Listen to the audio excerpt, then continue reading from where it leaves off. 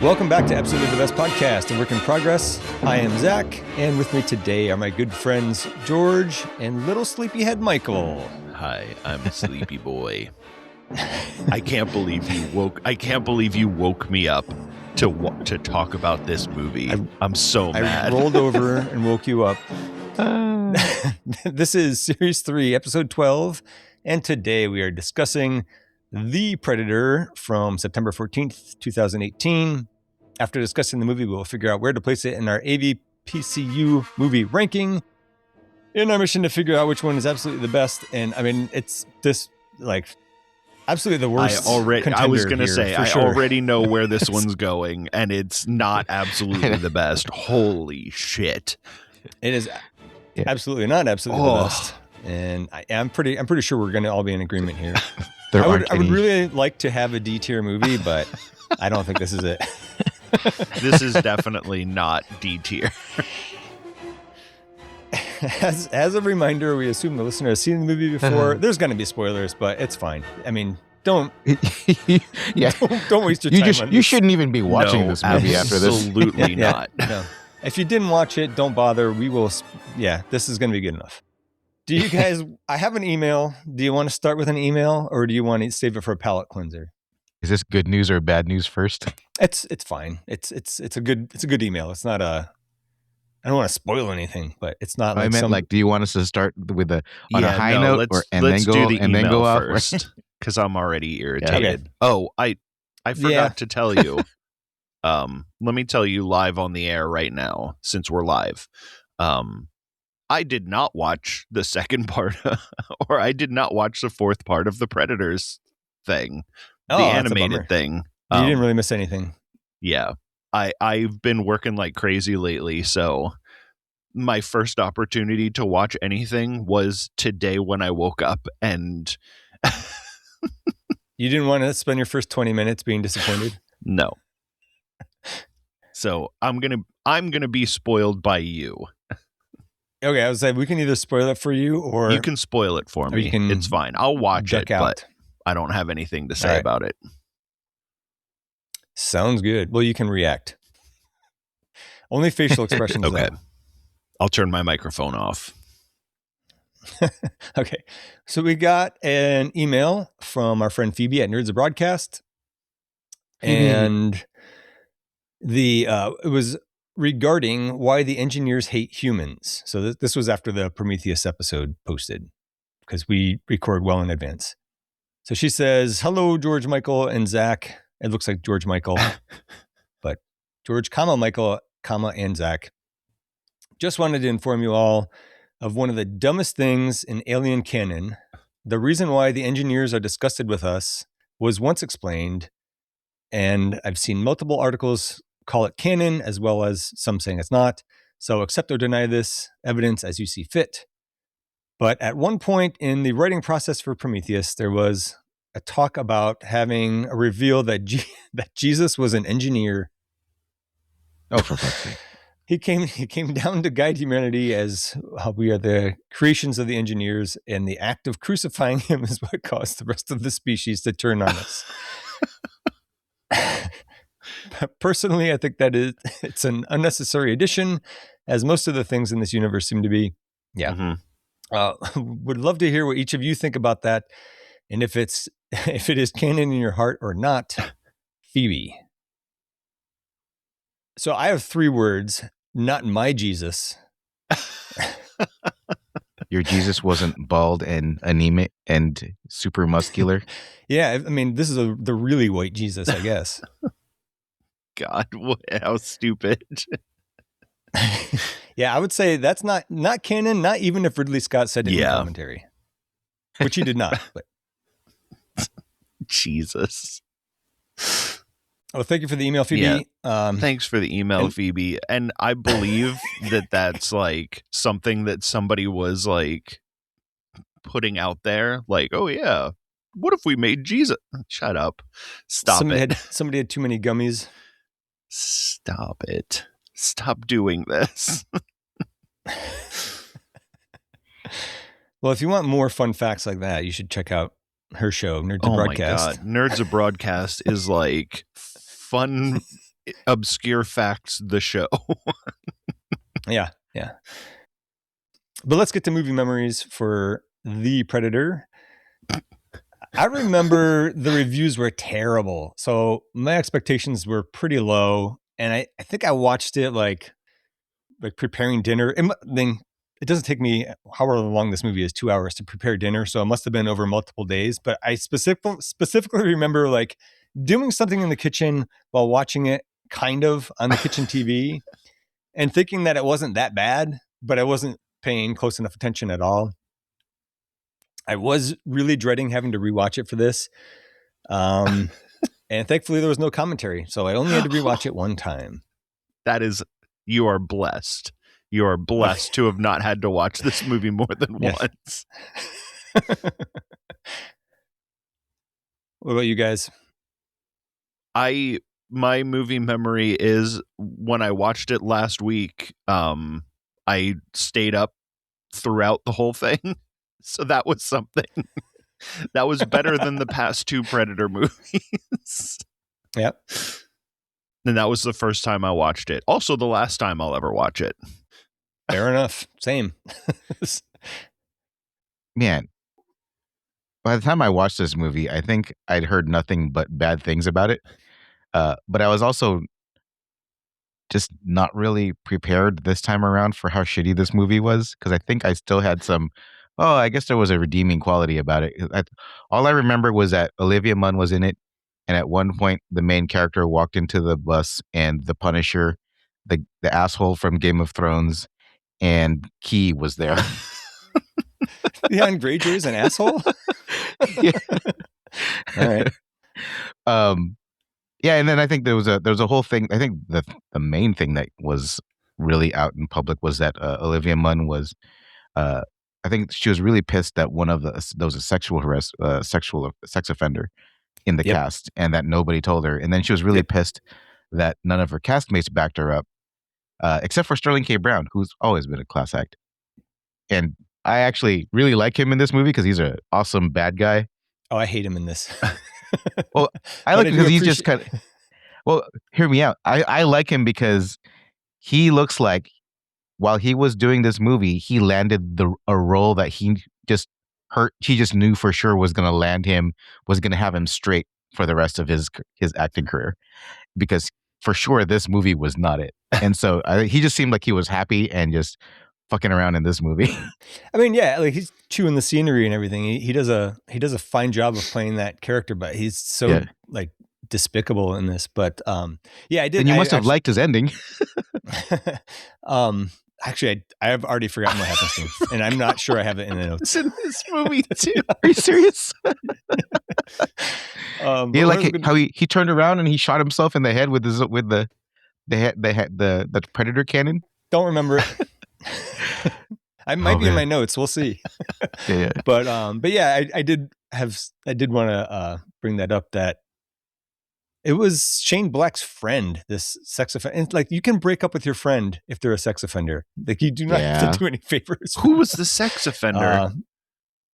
They cut him out of the film. Okay. So that was so the thing was, she found out after the fact, after filming was done, that this guy was a sex offender. She went to the executives and rightfully insisted that scene be removed, because she was in a scene with him where he was like hitting on her or something, and insisted that it would be removed. And they did, but like everybody else just was like didn't say anything about it, and until people like asked for a quote on it, and only then Sterling K. Brown, like George said, really had her back on that. So that was pretty shitty. So, man, that sucks. Well, there's only one other person in this movie that I like, usually as an actor, which is Keegan-Michael Key. But like, he did anybody else not know about it, or everybody knew about it and just shut up? I don't know. All I really read was that nobody had her back on it. Like, supposedly there was like backlash that she went to the executives or something like that. That sucks. That's like so shitty. It sucks to be a woman in Hollywood. Like, apparently, I don't know. I am not a woman and also not in Hollywood. But like everything I hear about it sucks. And like I heard like a lot of backlash and people like, oh, she's doing this and she's not even good. Like she's fine. She's a fine actor. She's not the problem. No, she's definitely not the for problem. Sure. The only time that she sucks is when she's trying to use a gun. Which she looks very silly when she's like doing those military maneuvers with the rifles. Yeah. You were cool with her evolutionary biology lines that somebody that was not an evolutionary biologist wrote. Again, that was not her fault. Yeah. That was whoever wrote this shitty movie. True. Who gave Shane Black, I mean, the green light? Like, there's no way this movie greenlit Shane Black to do Iron Man 3 and shit that series. Wasn't this after Iron Man 3? Was it? I'm not. This is either way. 2014. People need to stop giving this guy money. Maybe not. It might be before. Yeah, I don't know. Well, I don't really like Iron Man 3 either. Are we going to talk about Shane Black? Because I don't know what else. Like, I recognize his name, but I can't think of any of his movies. He was in the original Predator. He's in it, yeah, and he's supposedly kind of co-writer. So, all right, let's get into the credits real quick.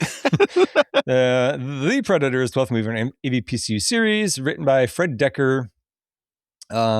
Of note, let's start with Shane Black, and I'll try to remember to go back to Fred Decker.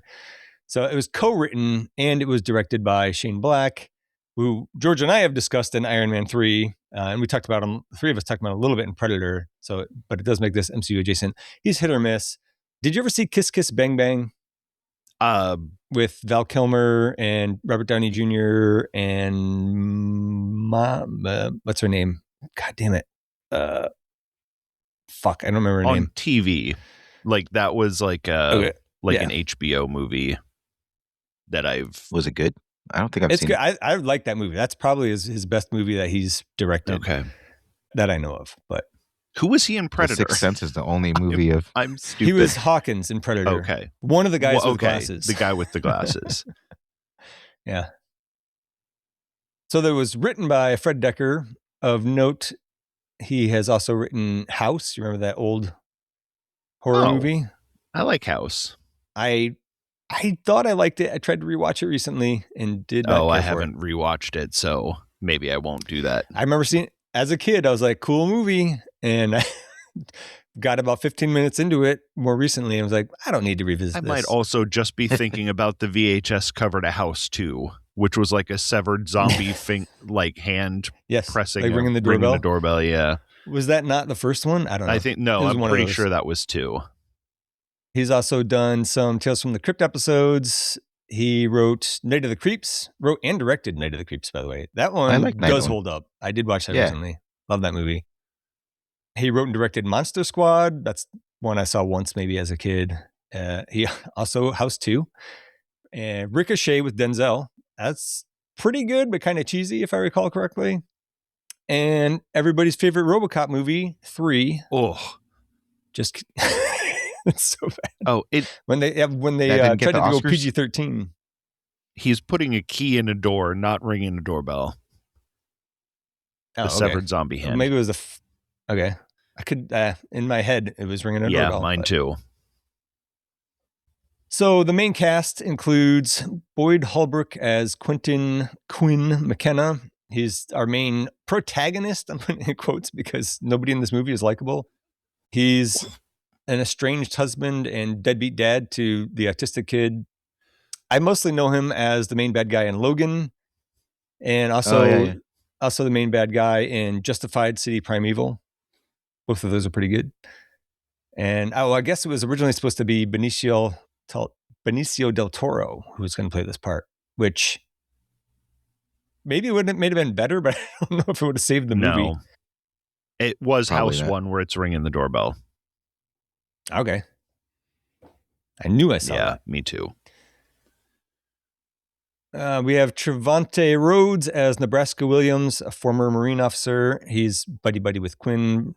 And, in the middle of the movie, he becomes buddies with Quinn.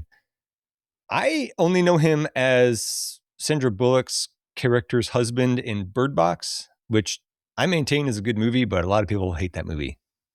That was her husband in Bird Box? Yes. Huh. Did not. I don't remember. Yeah. I don't remember that. Unless Wikipedia is wrong, which it never is. We have Olivia Munn as Casey Brackett. She's an evolutionary biologist. We already talked about her a little bit, but I did want to mention some of her other accolades. I remember her obviously from Attack of the Show. Some of my favorite memories of that was when her and Kevin, what the fuck's his name? Kevin something. Pereira. It's just Kevin. Pereira, thank you. Yeah, that's right. they did Cholula shots. And then it was like the next episode, they were talking about the fallout from that. There was a fallout from it? Well, they got the red ring of death, so to speak. Fallout. Sounded like there was a lot of fiery diarrhea. Oof. So there was that incident, and I think it was her last episode. No, it wasn't her last because she came back with her shoulder in a sling. But when she did the pudding dive and didn't realize it wasn't that deep and like dislocated her shoulder. No. But let's see. We already talked about the problems with the movie. The problems outside of the movie, I guess. We have Jacob Tremblay as Rory McKenna. That's Quinn's autistic son. He was the kid in the room. You're shaking your head. You didn't like him as the autistic kid? The representation of autism in that movie is nothing. That is just a nerdy kid who doesn't like loud noises. I thought it was pretty good, actually. No, I thought it was really bad. I think he's like, well, so there's levels of autism, Yeah. right? So I have a mildly autistic son, and this kid very much acts like him. Yeah, no, I also have a mildly autistic child, but that's not like, and I'm also mildly autistic, so, but like the level that he goes to with the loud noises at first, and then there's loud noises later that don't bother him.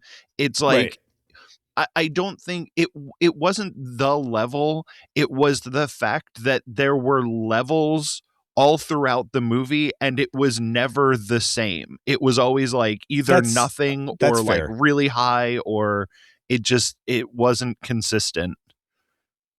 When I wrote that, I thought he was pretty good at playing an autistic kid. I was thinking specifically of the beginning, like when the alarm sets off and like how he responded to that. But you're 100% right. He is inconsistent.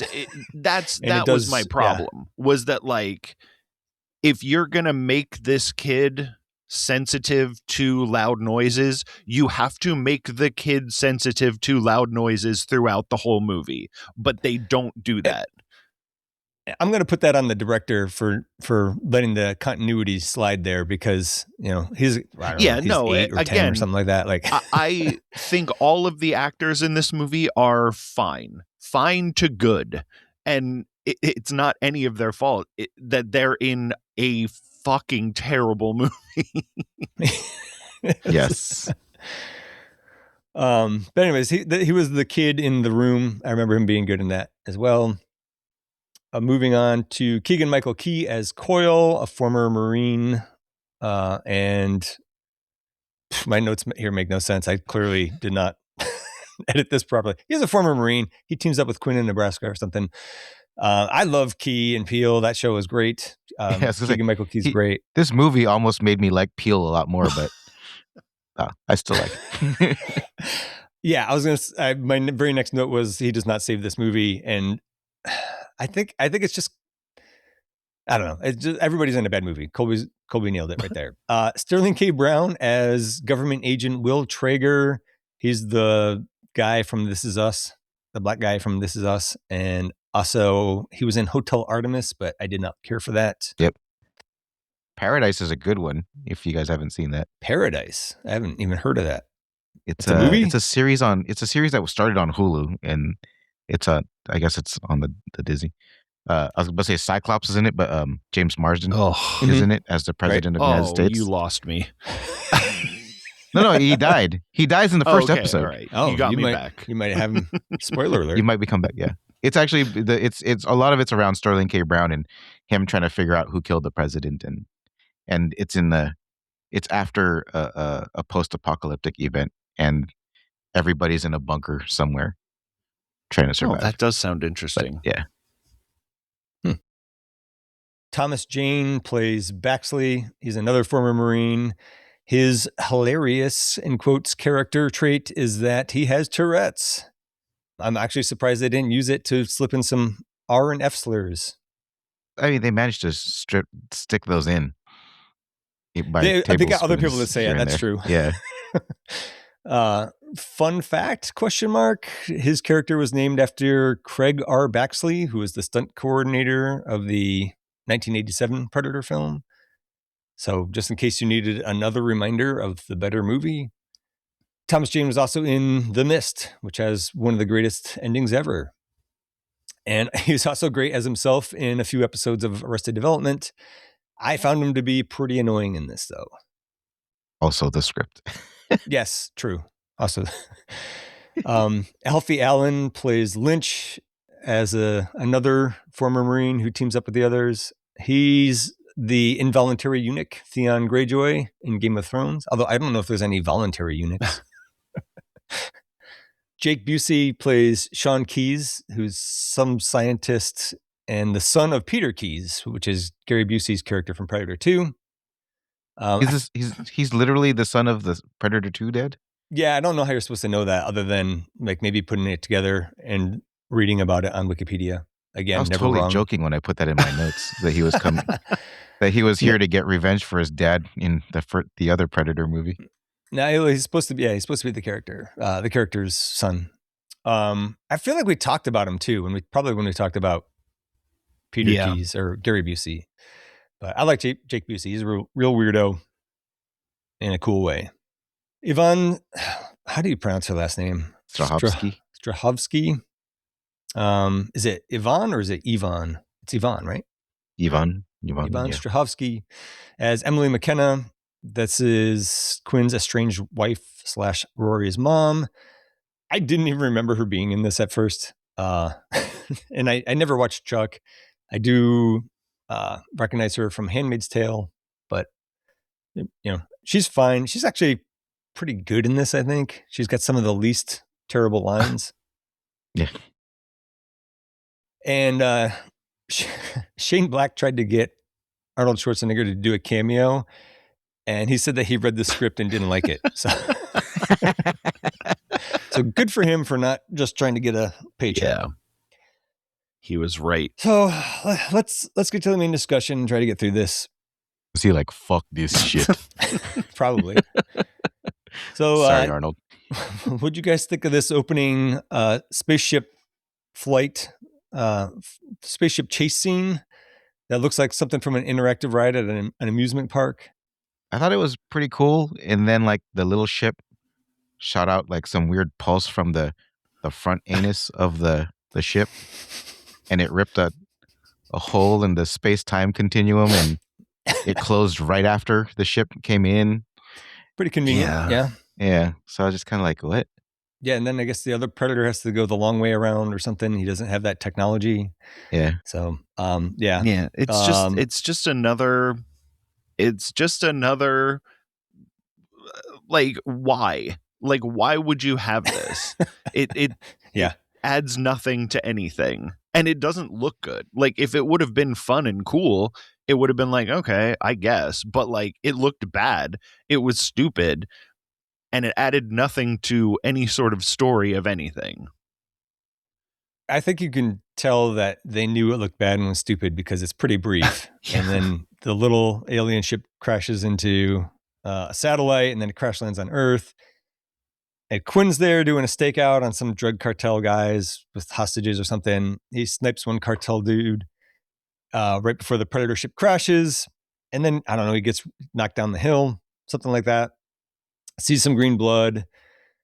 And then he finds the Predator helmet, right? In the random wreckage. Did it fall off of him when the ship crashed? Like, how did that? Like, I guess he jumped into the escape pod before putting his helmet and his other gauntlet in, because he ejected first. Okay, I missed the ejection. That explains it a little bit, I guess. But yeah, so he was just driving his ship naked, or whatever, as you do. Like, yeah, that's what you do when you're in a spaceship that like does battles in space. Has a front anus. Everything in this movie is stupid. Yeah. And then, so Quinn finds the Predator. Well, first he finds the body that's hanging that the Predator didn't really do a good job of skinning on, but also spoiler alert, isn't the Predator supposed to be there to like deliver this thing to humanity to save them? So why That's is he? what I thought. And so why like is he this whole skinning time he's fucking here? them up. Yeah. Yeah. And then, then Quinn like accidentally shoots the Predator with its own weapon. It was a little bit funny the way that it cut the dead guy in half. That was kind of a cool effect. And then he finds Chekhov's steel ball. And they use the original Predator music a lot in this movie. There's a lot of annoying ass callbacks. It's all callbacks. Yeah. And how can someone who was in the original Predator miss the point of the original Predator completely? Yeah. By like a mile. By so much. Everything. It's like, I've said it before, these Predator movies went away from being like action movies to being like everything so like edgy and badass. Like, why are we doing this? And then we have, the original Predator had this group of people who have been a group for a long time. So they know what they're doing. Yep. They know how, each other works. And they keep making Predator movies where the group just meets, but then they're able to do the stuff that the group from the original Predator could do because they were together for 20 years or whatever. Like, it's all just... It also takes away from any character dying. Everybody's like, well, I just met that guy, so it doesn't matter. Yeah.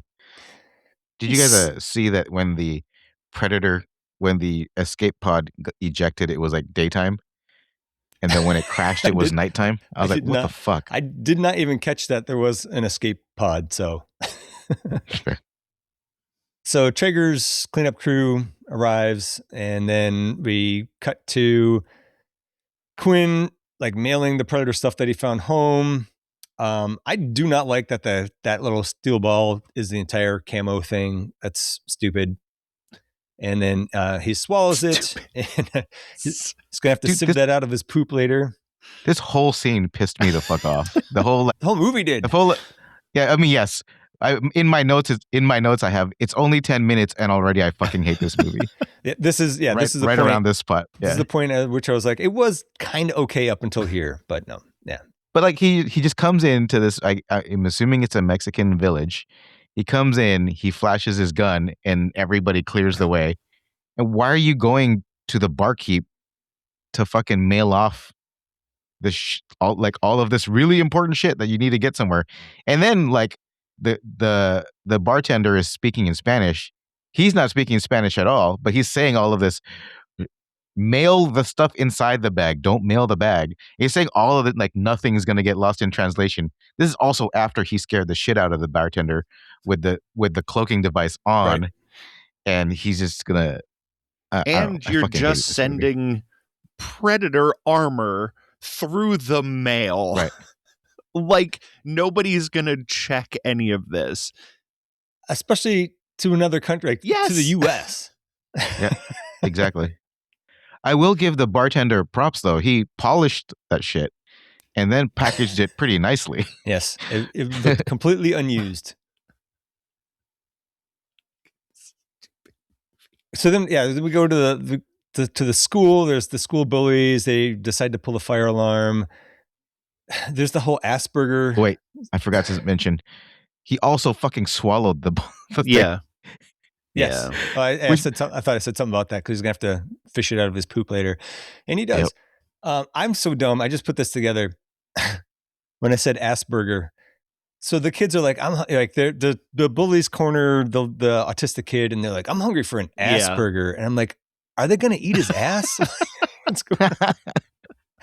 And I thought it was like a bad Shane Black improvised line. I mean, it's still a bad line, but I just put it together. He's mildly autistic. He has Asperger's. And if you didn't know, we don't use the term Asperger's anymore because Asperger is a Nazi. I don't think was a Nazi. They used Asperger's in 2016 or whenever this movie came out either. I'm sure they didn't. They felt the need to also call them the R word later as well. And like in a joking way, though.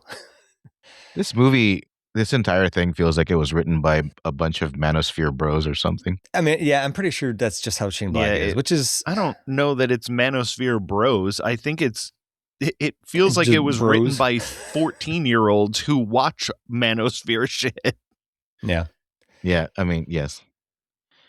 Let's see. And then, there was the thing with the chess pieces where the kids knocked all the chess pieces off from the game the kid was playing. And I wrote down, I bet that kid remembers where all the pieces go, or I remember part of the movie. And he does. He puts them back later because he's autistic. Yeah, I don't think that was you remembering, because I also knew that he was going to be able to put all those pieces back. I was like, oh, he's going to Rain Man these chess pieces. Yeah, he totally does. That's what I have in my notes too. So then the mailman drops off the Predator equipment at the guy's house because it was supposed to go to the P.O. box and he hadn't paid up on that or something. I don't know. And wait, does that even... Oh, because I guess when you have a P.O. box, there's a back... Yeah, I was going to say, like, they ask for a backup. Like, they don't. They don't. They absolutely don't do that. So the autistic kid's the only one home, and he's going to get into that stuff because otherwise it wouldn't be a movie. Oh, I wish it wasn't a movie. Then we cut... I wish it wasn't a movie. That's what I have under things I would fix. I think I wrote that too. Make this not a movie. Something similar. Yeah. Yeah. So yeah, we're not even past the second scene, you guys. We have so long until the two things that I like. We can power through this. So we cut to Olivia Munn as Brackett. I don't know, she's just standing around. Some guy picks her up and is like, "Hey, look at these crash photos." He gives her the rundown and says that like they, meaning the Predators, and that they've been here before in 87 and 97, which I think is Predator 2. No mention of the AVP or AVPR happenings. Why though. Not? I don't know. I can't imagine why not. She also just randomly lets them have her dog. Like, without even... There's a lot of weird dog stuff in this movie. Like, what... We'll talk about it soon enough, but like, there are dogs that show up and then they're just gone. And then we never hear from them or talk about them ever again. I know what you're talking about, yeah. So then there's a scene where Quinn's being interrogated at the Department of Veteran Affairs, and it's like they're trying to make him look crazy because they know he saw something. They don't want people to believe what he might say to the public. They put him in a prison bus transfer with a bunch of other annoying, unlikable characters. They're all designated as crazy by the government. And then they're all trying too hard in this movie. There's like the getting to know you scene where they're all basically like, "Oh, what are you doing here?" None of it is funny. None of it is interesting. All of it is lazy script writing. And then meanwhile, the kid finds the obviously plastic molded Predator mask in the van brace. I guess it's Halloween. He had said something to his mom about wanting a mask. And so, now he's got a mask. The mom brings him this lame pirate mask. And he's like, "I don't like that one." They can still tell it's me. And I got bad news for you, kid. They still knew it was you in the Predator mask. Yeah. Later. In the Predator mask that you taped to your head.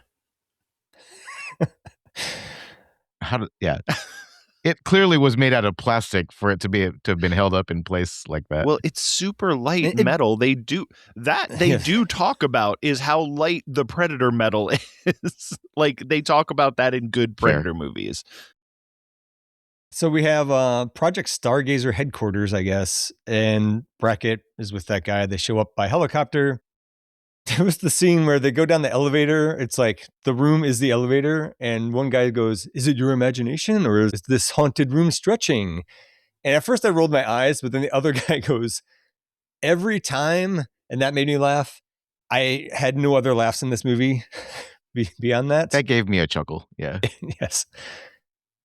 That wasn't one of my things that I enjoyed about this. There were other parts that were okay, but that was the only time that I actually laughed in this movie. And there was a lot of things that I think they were trying to make you laugh at. That joke was just stolen from Futurama. It's literally a joke that they just stole from Futurama.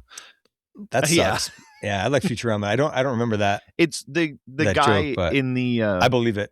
I think it's in the first episode where like Fry wakes up and the guy's like, "Welcome to the whatever of the future." And he's like, "You do that every time." And yeah, it's just a Futurama joke. All right. I got to rewatch that series. Great. It's really good. It's great. Is it streaming anywhere? I still haven't caught it, actually. Oh, really? You haven't seen it? Wow. It's I don't know. I mean, I would say it's probably worth buying if you can get it for a reasonable price. I don't know. When it first aired, I was like, it's not for me. But I did go back and restart it at one point, and it's really, really good. I mean, they wrapped it up nicely every time they wrapped it up. Anyways, so it's Project Stargazer. We meet Sean Keyes. He's talking to Olivia Munn, and when she first walks in, they have all the Predator tech that they have already confiscated somewhere else or whatever in like a glass thing. And she's like, wants to get her hands on it. But I'm like, she's an evolutionary biologist. Like, why would she care so much about what could be, some ancient culture's weapons, or I don't know.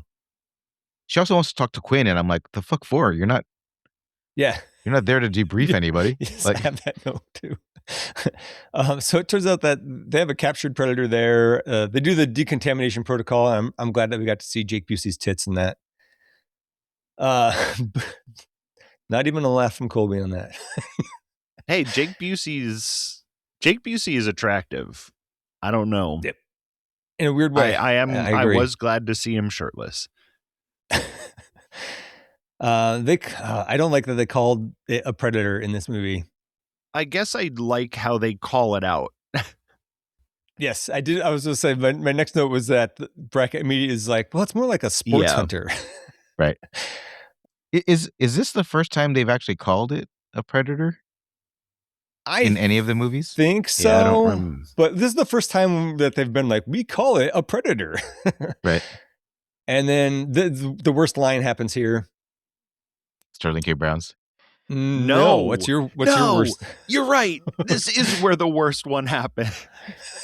Do you know? We took a vote and predator sounds cooler. That line? George. That is a bad George. Line. But that's not the worst line. Zach, don't say it. We're going to let George figure this one out. Okay. Do you want a hint as to who says it? Yes. Olivia Munn does say it. It's Olivia Munn. Oh, fuck. I might have tuned out already or something. She leans down to the predator. Because I just have in my notes, yes, the motherfucker. You are line. One beautiful motherfucker. You're a beautiful motherfucker. Yeah. But they turned the joke on its head. Right. I have because you have to kiss the fandom's ass right next to that line on my notes right now. Well, they missed. They missed my ass entirely with that line. Yes. You are one beautiful motherfucker. Yeah. Unearned. Again, unearned. You have earned no predator cred to be able to flip a predator line around. Yep. It's worse than when they just say you're one ugly motherfucker. It is. It's worse. Way worse. Absolutely. Yep. I would have not minded if somebody had called it a pussy face around there. That would have been kind of funny. Beautiful pussy face. Yeah. But oh shit! Colby fell asleep.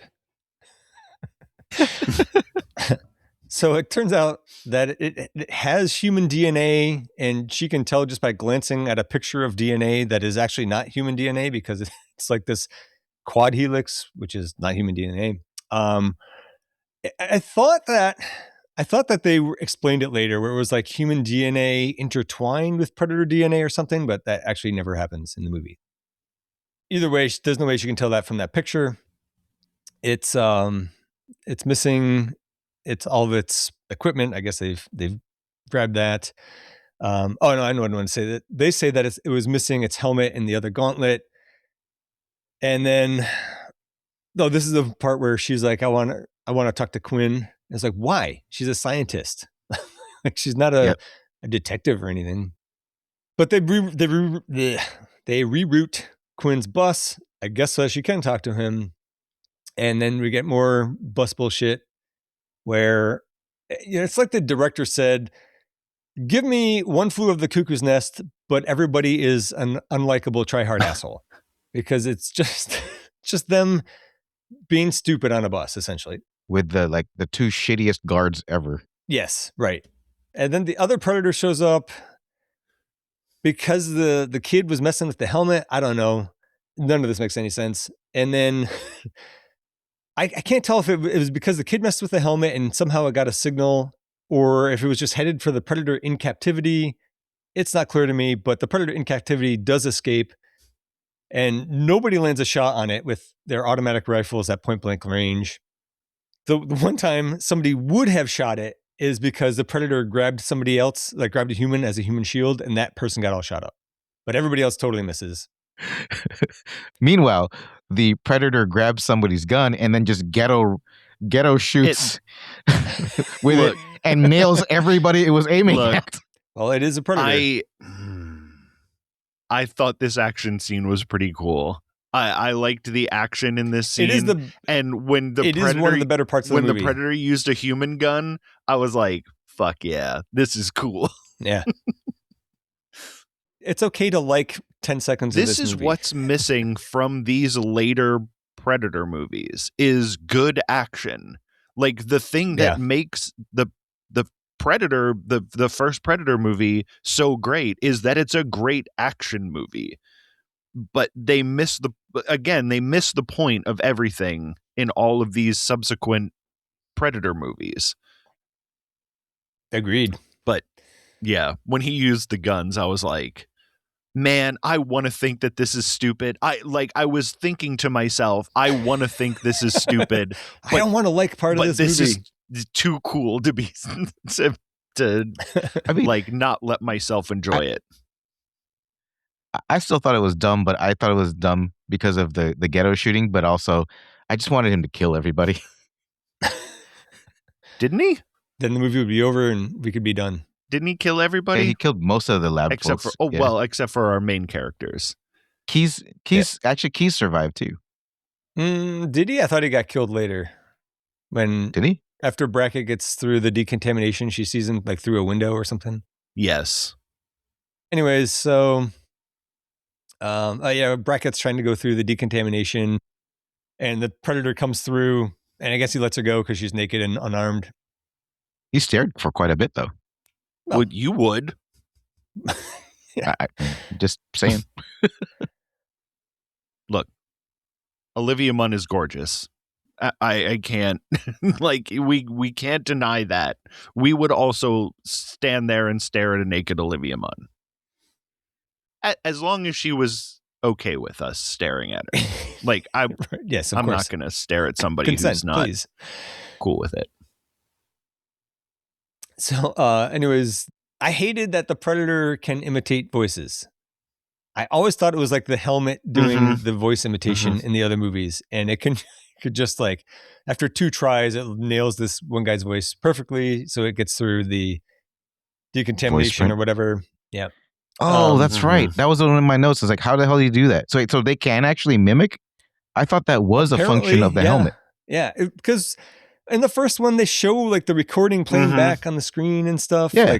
Like I don't know. It was stupid. In the first one, hi, I'm Shane Black. In the first one, that's not I was there. The recording I was there. playing. That's the waveforms from what he's saying. It's always important to check your waveforms, so it could be right. Speaking of checking waveforms, I know that I'm going, but those do look pretty good. Okay. So the predator grabs the spare helmet that we saw earlier, and somehow it can instantly connect to the one that the kid has, but there's no location tracking. Yep. He has to reverse hacked it. What's that? Reverse hacked it. Yeah. So he sees what the other helmet is looking at, and he sees like the kid's address on some school shit or whatever. I think. So wasn't it on the box from the thing that he Yeah, that was emailed. probably it. Yeah. So that would make more sense. Yeah, the Predator knows addresses. Knows addresses, can look it up on Google Maps, can instantly connect to this other helmet, but doesn't no tracking in that helmet also whatsoever. Thought that each Predator helmet was for that Predator. I didn't think you could just take somebody else's helmet. Well, we did see in the best Alien he didn't Predator put it movie. on. He was looking into it. Oh, that's fair. That's fair. Okay, you got me there. I just wanted to bring up how great Alien vs. Predator Requiem is. When we get to the ranking of this, we will be talking about how great Alien vs. Predator Requiem is. We might be able to bump that one up. So the bus boys see the Predator escape. They commandeer the bus. That's, to George's point, that's the guys, the guards on there. They're terrible. Yep. But I will say that the Predator running in this movie looks a lot better than the last few movies. It looks less lumbering. It looks like it is running. So I don't know what they did, if they got somebody who practiced running in the suit or a lighter suit or what, but it looked pretty good. Did they shrink it because it had human DNA? So was it a little bit shorter than regular Predators? Think it was. It had to have been the one with the human DNA because they said it. Yeah, did, it right? was. But I guess so. I guess so. It was way closer to human size because the other ones were 7 feet tall. This one's barely taller than our bus boys. Well, the other one in this movie is 11 feet tall. 11 feet. They do say that. Okay. But yeah. In the other movies, they were 7 feet because it was played by that super tall guy who died in the early one. Anyway, he was played by that. It was played by him. Oh man, where the fuck are we? We're to the. Did we park? I think the bus is driving away. Are we in the buses yet? Yeah. Because this is where the part that I liked happened. Why don't you just go ahead with that? Because I don't know where we are. The part that I liked was when the Predator is in the bus and he's killing all those guards. And then the guy who's driving is like, "Are you guys okay back there?" And then he takes severed arm and sticks it out with the thumbs up. I was like, yes. Yeah. I did have that. My notes were that I did find that amusing, but I didn't laugh. That was the only time I laughed. I'm laughing now. Thinking about it, but that was great. Yes. I'm laughing thinking about it. It is hilarious now. I think I was just fed up with bullshit at the time. The idea of the Predator picking up the severed arm and sticking it through with the thumbs up. That's a great joke. When he stuck the arm through, I was like, oh no, wait a second. Are we about to get the comedy in this movie? Are we about to not take ourselves so fucking seriously? So this moment actually made me hate the movie more because there's one more. That was the one thing that I liked. There's a half thing that I like a little bit later. But when I was like, oh, are we not taking ourselves so seriously now? Because this is my problem with these Predator movies, is that they take themselves so seriously. That's fair because Predators was like super serious. No fun will be had. So I'm like, all right, if we're gonna have fun, I'm gonna let the first 40 minutes of this movie but then we just go right back to being so self-serious that it made it worse. Wait, what about the get to the choppers line? You didn't find that funny?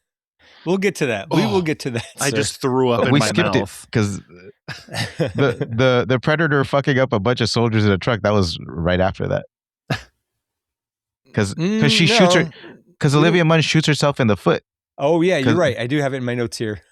Yeah, you're right. My bad. Yeah, she shoots herself in the foot, and then my notes were, holy fuck. Get to the choppers. I knew that you two would love that as much as I did. Yes. It was. Yeah. And in case you didn't see it and you don't know what we're talking about, there was a bunch of motorcycles, which you can call a chopper. And I don't remember who said it, but one of the... Not the Kawasaki Ninja types. It's like a bunch of Harleys. Well, that's what a chopper is. I don't think a Ninja is a chopper. I think a Harley specifically is a chopper. And I don't... Because I'm a motorcycle guy. I don't know if you knew that.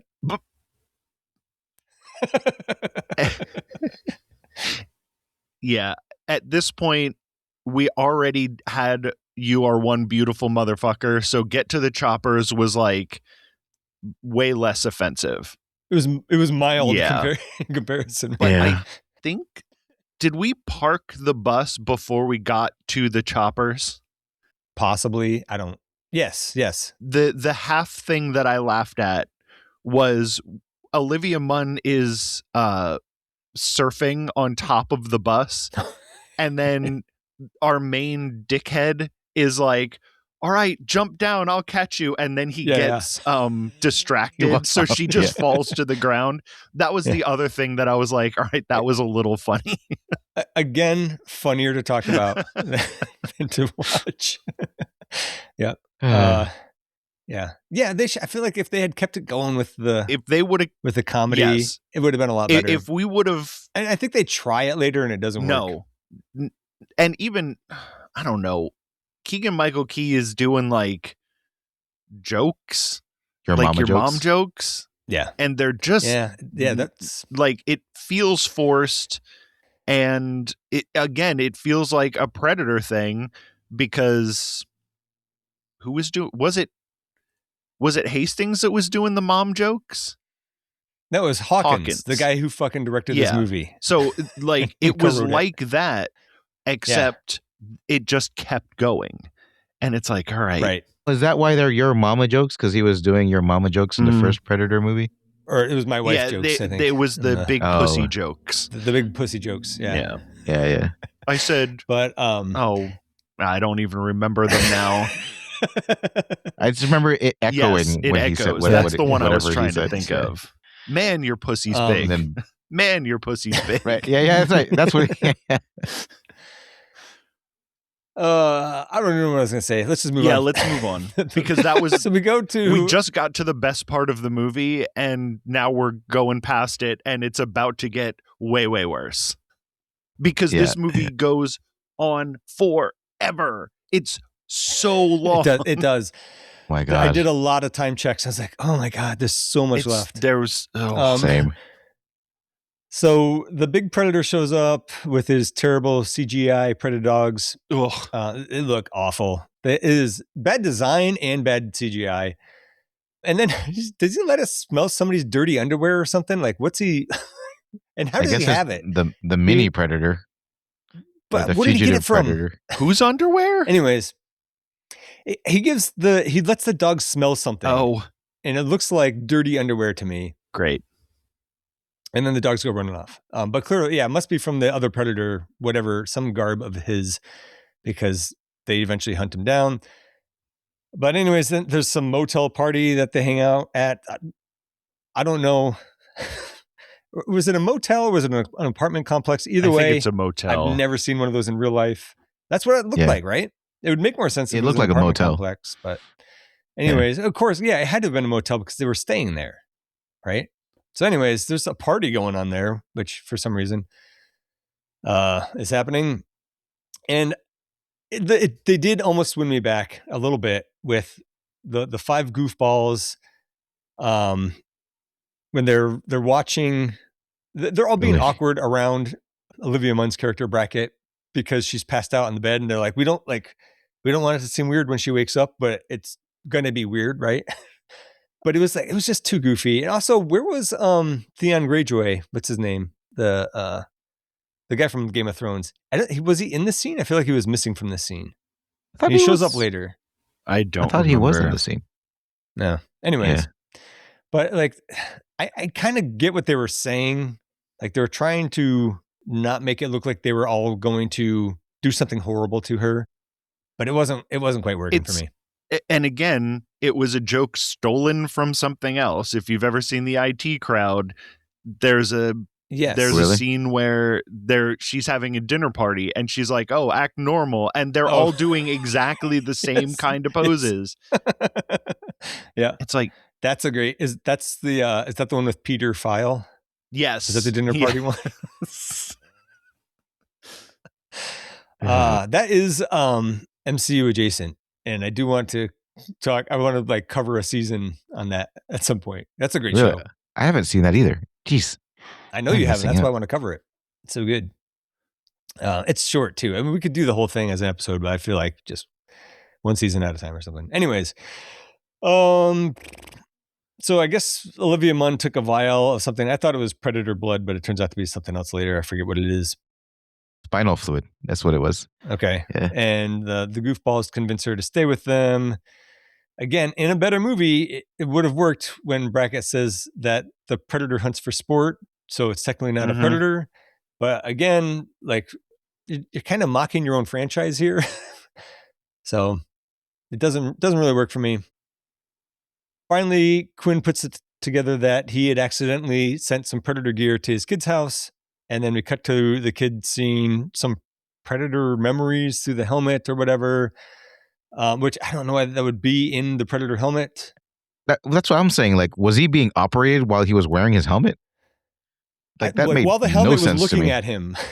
The helmet. Right? I don't know, it makes no sense. No, because it took turns. Sometimes it was from his point of view, and then sometimes it was like looking at him. So it's like, what is it? When the predator was getting operated on, the helmet was at the house. That predator did not have his helmet the entire time that he was in that. Okay. I thought he was seeing the big predator being turned into a super soldier, basically. I thought that that's what the kid was seeing. But again, why would it be in this other predator's helmet? So if it was what happened to the little predator, or maybe it was him being made little predator. I don't fucking know. It doesn't matter. Or was at this I don't point, care. Who fucking was cares? it a remote memory from a different helmet? Because we can see it could be memories from different helmets. Yep. And apparently you can wear anybody's helmet. Yes. Or did we decide that you can't? I don't know. I don't remember. We got to get through this. This movie sucks so bad. Yeah, let's So yeah, it does. Let's power through the rest of this fucking shit ass movie. Yep. Let's see. Quinn and company must have been really close by because it cuts to them showing up the house. Theon Greyjoy's back. Again, another scene where it's almost good with these goofy guys, but it's just not. And it is Halloween. The kids out trick-or-treating. Return of the Asperger bullies. And I wanted that kid to accidentally blast the bullies. But it doesn't happen. He accidentally blasts some asshole. Another jerk. Yeah, who throws something at him, which is going to cause some trauma for this kid. This kid's never going to be right again. And he's not afraid when the explosion happens. Even though we've established that he's afraid of loud noises. Right. Yeah. Yep. Fair point. Then there's he finds the dog in some park or whatever, and then the predator dogs show up. And is this what you're talking about? Like, there's a dog and then it's gone suddenly? Yeah, there's like a pit bull, and the pit bull comes up to him, and then he's like standing there and looking at it, and then the dog is like, oh, and then the predator dogs come, and then later he disappears. Go ahead, George. He disappears, but then he shows up again later. Does he? And then he disappears. Yes, because he's running towards them when they're like jumping into the camper truck or whatever it is. When they're at the high school. The pit bull or the predator dog? The pit bull. Really? And then you never see him again. There's just it's like a fraction of a second where he's running towards them at the high school, and then nothing happens from it. That's when we have this pit bull, and it's like, oh, it looks like, maybe this dog's going to come and save him. But instead, they have the stupid predator dog, like, get a bolt to the head, which makes it docile. Like, what are we doing? Yeah. Okay, so like, I would much rather see. I'm not defending the movie. It is still dumb, but there was the whole thing with Nebraska where he talked about that he like shot himself in the head. And lived, and now he's kind of docile or whatever, and he's the one who shoots the predator dog in the head. Oh, is that? It is still dumb. It is still dumb, but it is not completely out of nowhere. You know what would have been exactly the same as far as the movie goes? If this pit bull would have done exactly the things that the predator dogs do, and then we would have seen a real dog instead of this like Zool looking thing, but with a predator's head Right? put on it, and we wouldn't have had to They see totally that look thing like those- anymore. A really bad Zool. They Yes. totally look like Zool, yeah.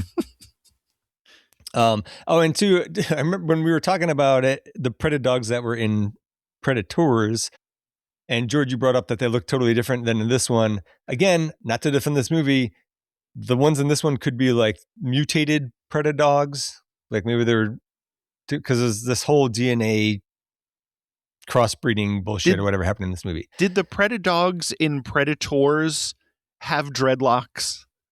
They did not. Because They did not. the They did addition not. of the dreadlocks is really stupid. It's real And bad. it looks really It bad. doesn't look like a dog. It looks like somebody put a predator's head. You know what it reminds me of? It reminds me of the 76 whatever year version of Invasion of the Body Snatchers, where the dog had kind of something happened with there's the homeless guy with his dog, and something happened where it got all mixed up, but like the dog runs up with the face. That's what this reminds me of. Except it's worse because it's CGI predator Way worse. head. No, it's great. It is great in that. Yes. It's Invasion of the effective in Body Snatchers. Snatchers. Yes, it is stupid It's- here. Real quick before we move on, Zach, we skipped over one part of the movie that did make me chuckle, which was when the loonies are all at the house, and he tells them not to go anywhere because he's going to go try to save his kid, and they're like, "Oh, well, we'll just chill here because they've seen the alien and they don't want to fuck with it." And so Yvonne Strahovski's like character is like, "Well, why don't you guys go help him?" And they're like, "No, we don't want to fuck with that guy, with the predator." And she gives this really long speech because Nebraska is like, "Is your husband the kind of man I think he is?" And she gives a really long speech about like all the things that he's done and how courageous he is. And Key's like, "Well, sounds like he can take care of himself." Yeah. That kind of made me chuckle a little bit. Anyway, sorry. No problem. Okay, I'm going to say one more thing, and then we're going to blast through this movie, because this wife, now that we're talking about the ex-wife, like, she seems like a perfectly normal person, and then when the military people come in, all of a sudden she's also a badass. Like, no, just make her a regular teacher lady. Yeah. You could have regular people. And she's in the like, movie, "You it'd be fucked with fine." the wrong family," and it's like, shut the fuck up. Why does everyone in these movies have to be a badass? And now I'm done. Let's get through the rest of this. Because the other scene, she was saying, "This isn't your house anymore." All right. Anyway. Let's move on. Yep.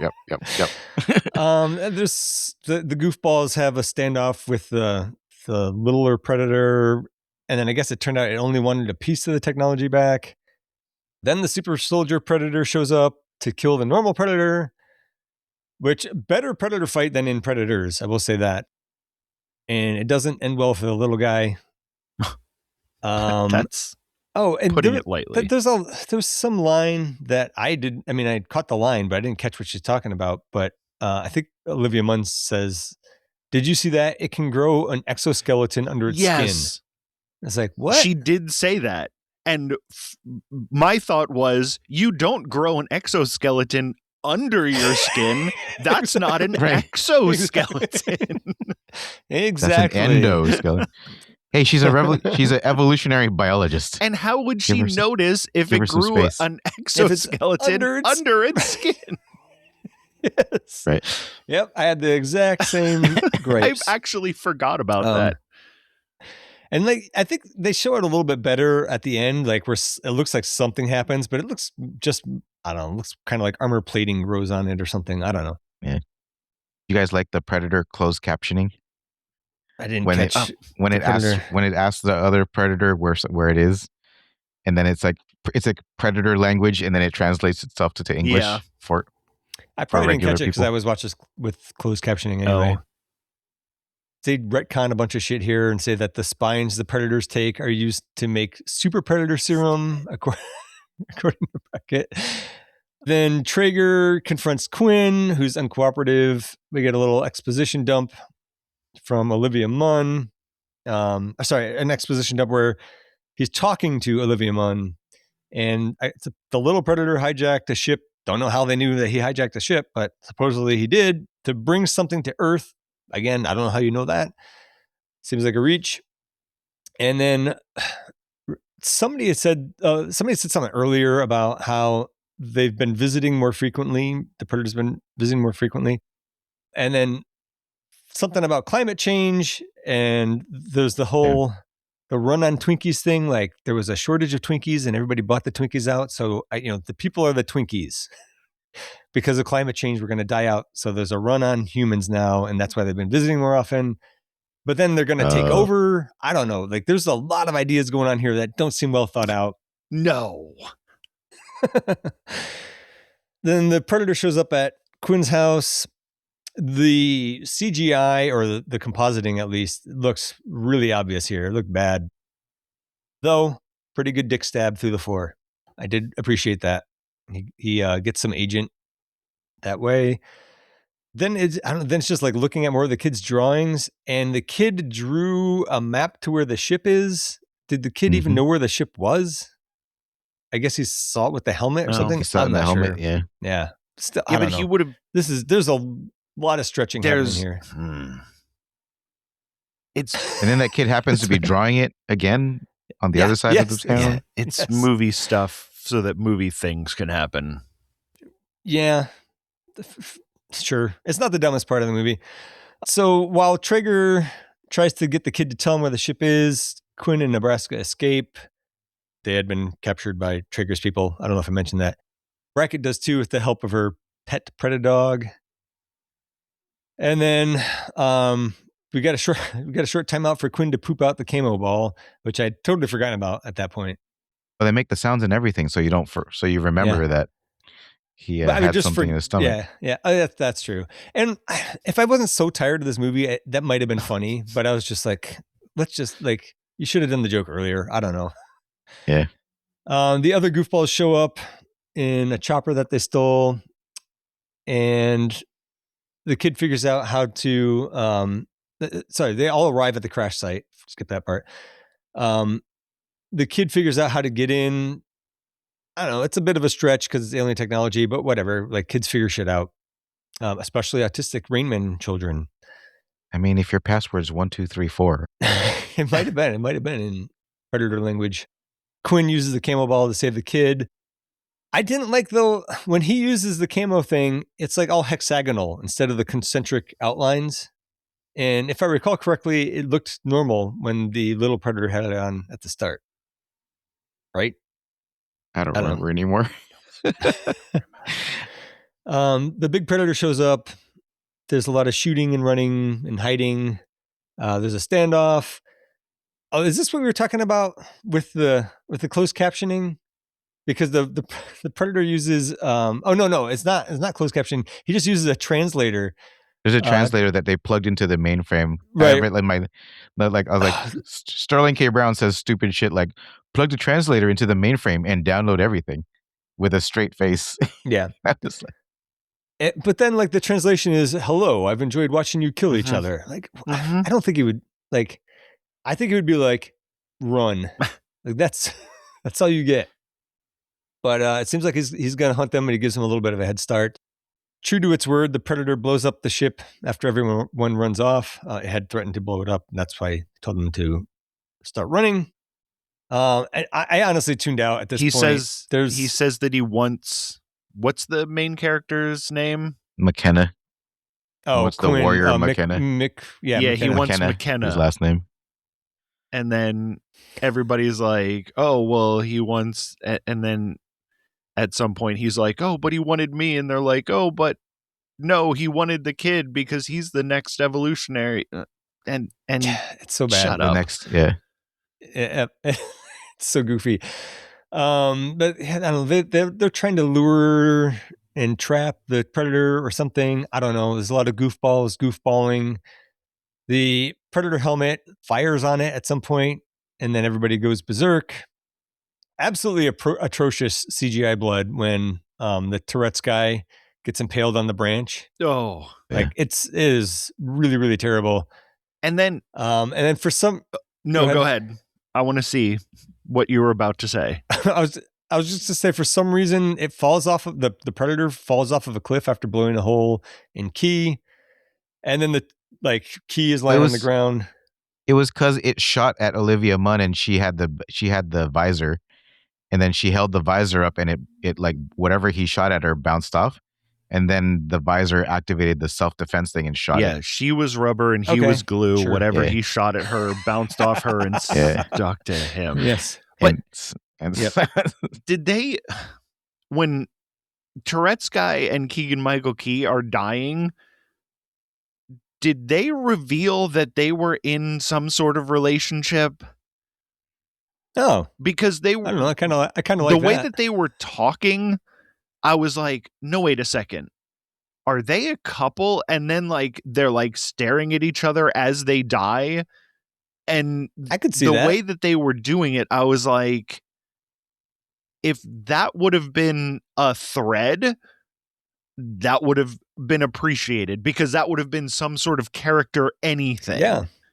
It would have been something, right? The Game of Thrones asshole explains it to that Quinn guy, because the Quinn guy goes, "What's up with those two?" And the Key's backstory, I don't even remember their names as in this movie, but the doesn't matter. Key's story is that he had done some friendly fire and killed everybody in like a truck that he was in, and the only survivor was the Punisher. Right. That's right. Yep. And that's why, for whatever reason, it doesn't mean that they can't be lovers. No, it doesn't. Yeah, I mean, maybe I might have just missed the Colby's part where he explained that. The way that they were, I don't know, the way that they were looking at each other, but it was brought up so close to when they died that I was like, this is either something that they cut out of the movie or that they just thought of right before they were about to get killed. It was probably Shane Black was like, oh man, people might think they're gay. We better write a different backstory. I mean, they were whatever they were very in tune with each other, because they didn't even count to 3 to shoot each other. They synced it perfectly. So there was something going on. Yeah, there was something going on, but it was not explained in the movie. I wish there would have been some commentary, because maybe somebody would have said something about it. And Zach could have told us. So then there's a line here. I don't even remember why, but for some reason, Quinn tells his kid, he's like, Rory, I love you. And it is delivered with all the emotion that I just put behind it. There was nothing behind that line. And then I guess he's going to face the Predator or something. So he runs out, and the Predator just bats him aside or throws him aside or whatever. Should have killed him, but I guess we still need him in the movie. And then the Predator grabs the kid and runs off, because that was the whole, he's the next evolutionary chain bullshit. Quinn and the 2 goofballs who are left, they jump 50 feet off of a cliff onto the Predator ship, but they're fine. Yep. Then the ship takes off, and they're trying not to fall off of it. And then I did think it was kind of funny when that one guy, Nettie, he gets cut in half by the shield. It was funny because, not because he got cut in half, it was funny because it looked ridiculous when he's falling to his green screen death. What do you mean it looks ridiculous? You don't think that CGI blood streak on top of the Predator's shield looked bad? The cartoon blood on top of the cartoon shield on top of the cartoon ship? You thought that looked that's silly? About right. That sums it up. A little bit. That was an emotional death. A man was just cut in half. A man that we knew and cared about. Wait, that's from something? What? A man was just cut in half. A man we knew and cared about. I feel like that's from something. It's from Colby. Sounds like it's not from somebody something I've email ever us and seen. tell us what it's from. Maybe it's from Jack Billings Presents. Maybe. So it also doesn't work out for Nebraska, because he's trapped outside of the field, whereas what's his nuts? Quinn was inside of it. So then he like jumps into an engine, and I guess that causes the ship to crash or whatever. So was there just a opening in the shield for the engine? I would think there would have What to was be, that? because otherwise the engine can't blast. Yeah, right. It would just be like the engine propulsion would be. Huh? It's not like it's not like it's a jet turbine. It's a spaceship. It was a turbine for but sure. It's like fire coming out of it. Yeah. It was a turbine because they needed somebody to go into the turbine. It made sense to me that there would be a hole in the shield there. It made sense to me too, but also to George's point, once they're in space, what are we doing? Why are we doing that? So what happens next? Quinn gets inside the ship. Who cares how? The ship crashes, and for some reason everybody's fine. Then the final part, it's okay, but like barely, but it's way too little and far too late. The Predator and Quinn spend some time shooting at each other. The second the Predator gets his hands on Quinn, should have been over, right? And he's already done that once before too. But it just throws him around, and then Brackett joins the fight. The kid engages the shield to cut off one of the Predator's arms. That was kind of cool. And then Quinn uses the gauntlet on that arm to blow up the Predator. What did he put something on the tip of that? I mean, on that thing. What was it on the? So he put Olivia Munn threw something. Olivia Munn threw some canister that he attached to the spike on the arm, on the severed arm. Totally missed it. And shot it. Oh, okay. Totally missed it. I just assumed it was a Predator weapon. It can blow up a Predator, but I don't know. But it didn't even kill him. He was just kind of like missing all of his limbs and laying there. And then Quinn shoots him like six times in the face or something. But if he had an endoskeleton, he would have been fine. He should have had an endoskeleton on his face. He should have had an exoskeleton inside of his body. Took me a second. In the end, they pay tribute to the dead goofballs. I felt nothing again because they're one-dimensional characters that we never needed to care about. And then they cut to sometime later, and Quinn's at some secret government lab. I don't know what. Colby's going to lose his mind. Okay, first of all, the first thing, this guy committed so many crimes, and now he's just a general. That's how you become a general. The way that they make him look. Colby. Look at this. Look at our real life. I was going to say. Look at our. Oh, shit. That is how it works now. You're right. That is how it works now, actually. Okay. All right. So this movie is forward-looking. Explained. The other thing is the way that humans age. Adults take a long time to look different. Children grow up very fast. We see this man looking about 10 years older as this general, and then they cut to the kid who looks exactly the same as he did before. So how much time has passed?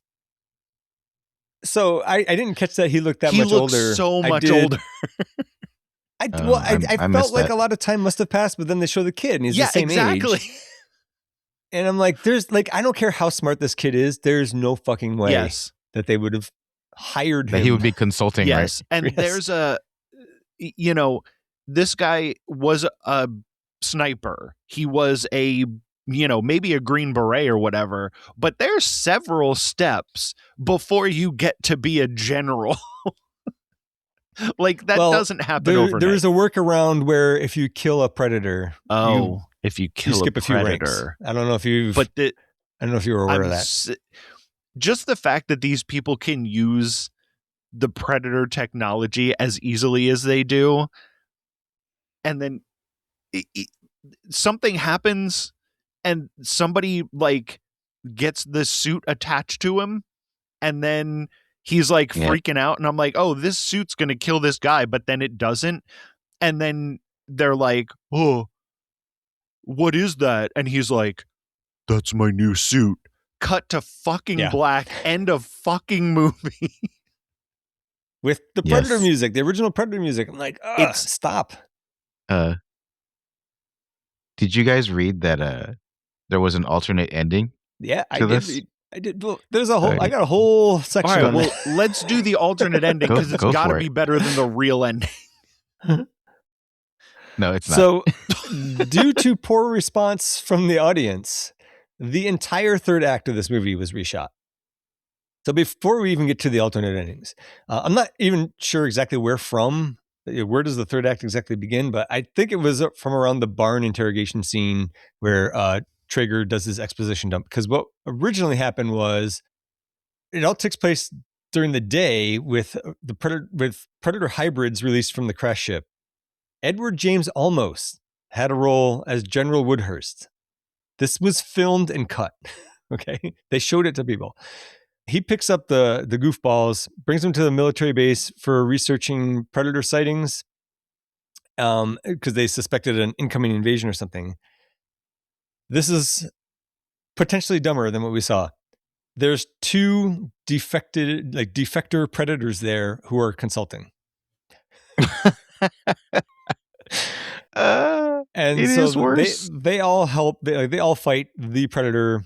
And I guess there was a bunch of hybrid predators, whatever they have to fight too. There's a spider predator apparently.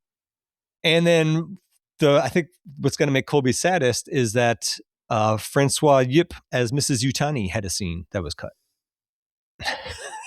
Love Francois Yip. That was his favorite part of AVPR, the end of that movie. Man. Why are we explaining alien things in a Predator movie?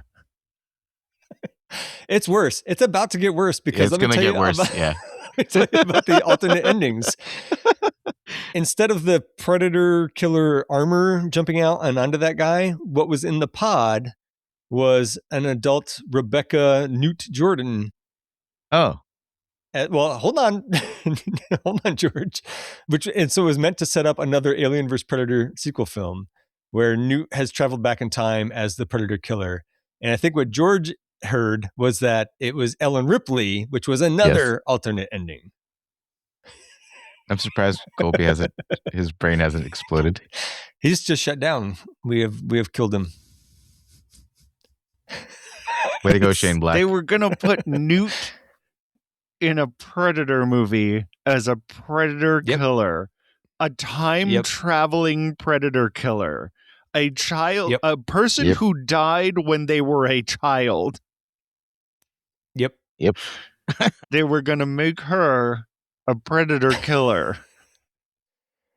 Yep. I looked really hard to find any because they did it was supposedly shot. There was some stunt woman, Brianna Watkins, who she filmed both. I don't know if it was one scene that she filmed, and in one version they called her Newt, and in another version they called her Ellen Ripley. But supposedly these scenes were shot. But I was trying to find them somewhere. But how could the same person play Newt and Ripley? Well, A, what does Newt look like as an adult? I don't fucking know, right? And then B, they're just computer generated, put Sigourney Weaver's face over it or something. I don't know. Or maybe she's just recasting. Yeah, if it's computer, that's one thing. But I've seen, we've talked about on this where I can't tell actresses apart. I can't tell actors apart. I can't tell beautiful white people apart. Can you tell which one is me and which one is you? Yes. We're not beautiful. Sorry to tell you, Zach.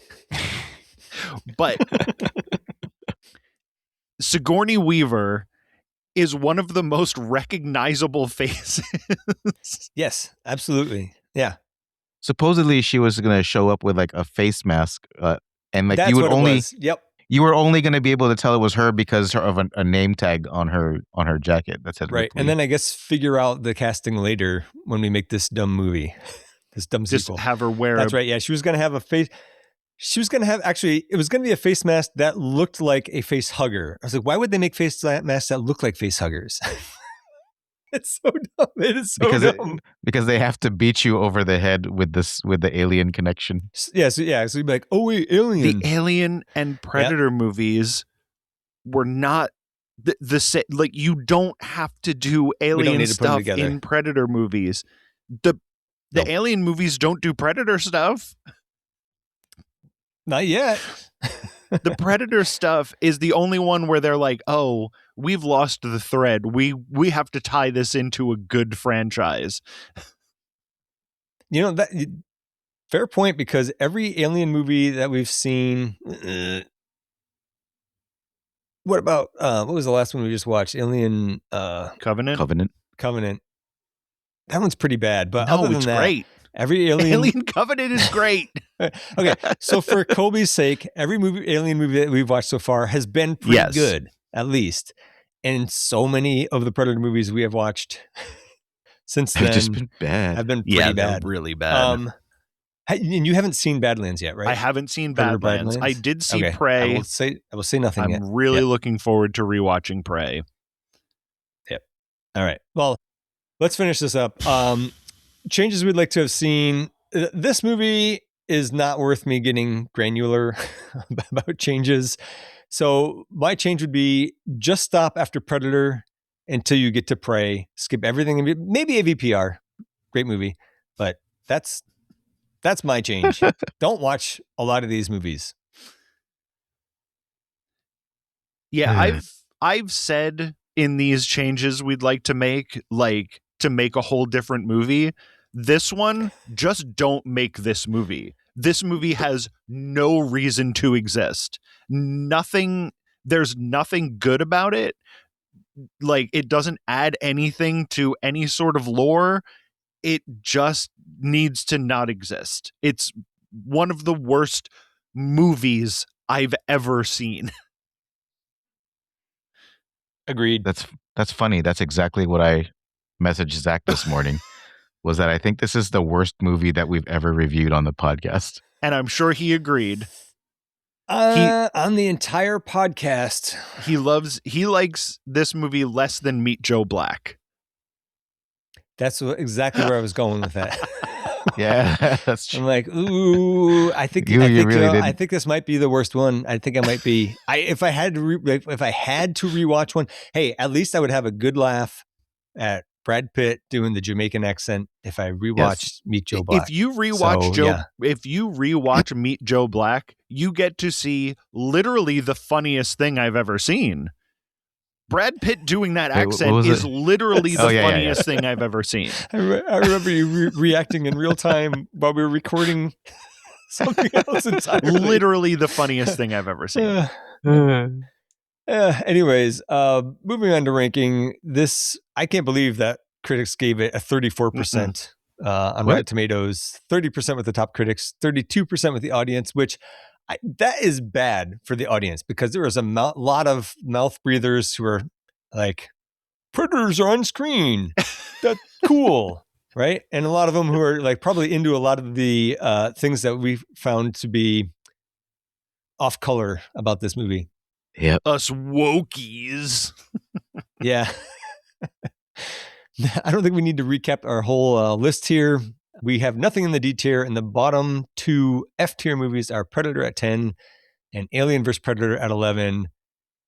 I mean, the first few minutes are fine, but somewhere between that and like the 23-minute mark, this gets really bad and never stops becoming worse. There's so much bullshit carryover from the previous Predator movies that I just had no tolerance left. So I don't know. I feel like if we had seen them in a different order, maybe I would say this one's better than another one. But I mean, I'm saying maybe. It's too late to find out. Nope. But I don't think any of us have any other place in the ranking other than dead last, right? Number 12. I said it in the group chat. I would rather watch Alien versus Predator 10 times in a row than watch this movie again. This is almost a 2-hour movie. And I enjoyed 4 seconds out of it. Literally 4 seconds. That's not a lot. I would try to vote in an H tier because a G tier is still too close to F. We tried that with, that's the movie I was thinking of. That I was like, is this worse than we talked about that when we covered Ant-Man Quantumania. Oh yeah, that is pretty. Which is really, I mean, I still think that this is worse than that, but yeah. All right. Actually, I think I just looked at my text. I think I said the worst out of all the Aliens versus Predator movies. Yeah, for sure. Because I wasn't sure if there was a worse one from the MCU. It's one of the worst movies I've ever seen, period. I can't imagine in what order it would have been in that would have made it any better than what it was. Because this is a shit movie. An absolute shit movie. I can't remember the name of the movie. I was just trying to think of what's that horror movie where it's just like grainy film the entire time. Oh, and some noises. Something with an S. Mm-hmm.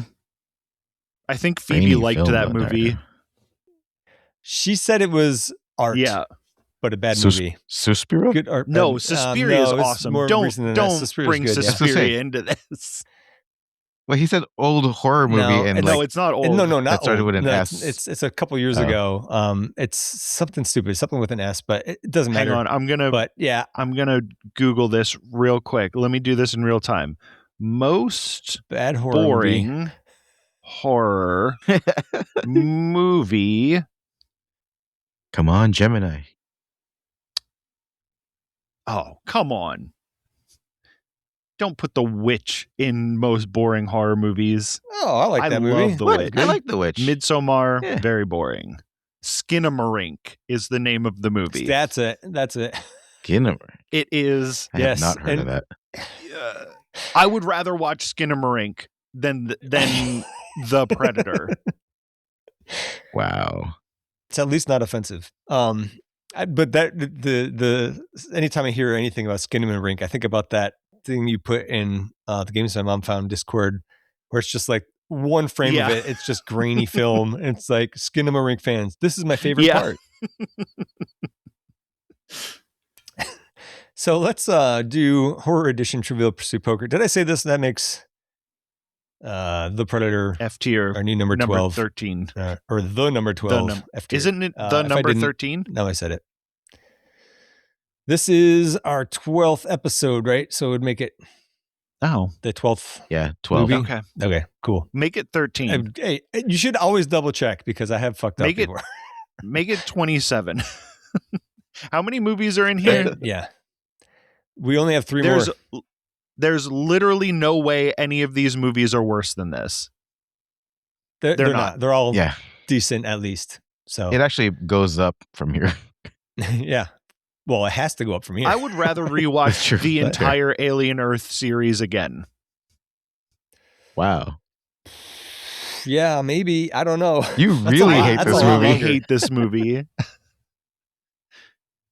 All right, let's do Horror Edition Trivial Pursuit Poker just for fun. Okay, while you send me the link to the thing, I'm going to pee. I didn't fucking send it to you. Are you sure? I'm sure.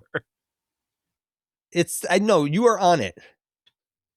Well, I still have to pee before we do it, so don't cheat while I'm gone. Okay, I'm going to pee too. George, give in to peer pressure and pee. Oh. I'll just chill here. Somebody's got a tiny bladder. I came in like half a second before you did. Everything's a competition to me. Your bathroom's probably further away than mine. No, it's like 20 feet away. Oh, mine's like 12 feet away. Nice try, though. Okay, that was probably the difference. All right, so can you see the questions or no? I have entirely too many tabs open. I'll put it in the Discord. Why can't I just cut and paste that in the Discord? That's stupid. All right, let me try this. Questions. All right, there you go. Oh, I thought I could get to it before you put it in the Discord. All right, I'm going to read. I think George is probably already done. I am done. Welcome to the world of tomorrow! Why do you always have to say it that way? Haven't you ever heard of a little thing called showmanship? Oh my. I wanted to think I knew some of these, but I'm blanking on a few. Well, I know how many I know. And it's not very many. It is. Whoops. It is George's turn to bid first, then me, then Colby.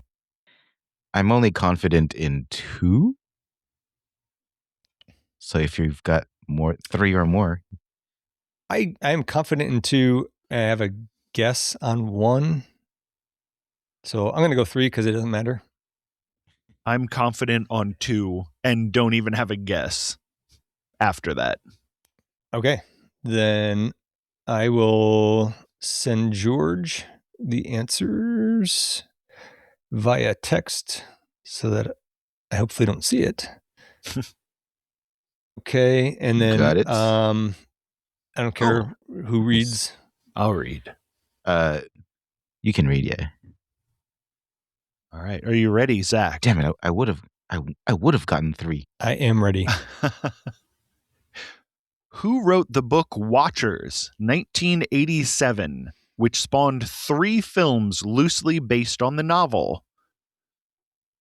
I don't really know. And for a second there, I was like, wait a minute, could it be? And then I lost my train of thought. I will say it's not Stephen King, but I don't have a better guess. Stephen King. Dean Koontz. Oh, that's the name. That's I was like, it other popped in my head for a one. second, and then fuck. I don't know why I remembered this guy's name, but I totally did. Yeah, Because he has 8 you million had that books one. out. Nice. Yeah. yeah. When I was in middle school, I read a lot of Dean Koontz. Same. I just thought his name was funny, so I thought he could write good books. I like to say Kuntz. What X-Men actor played the vampire killer in Van Helsing 2004?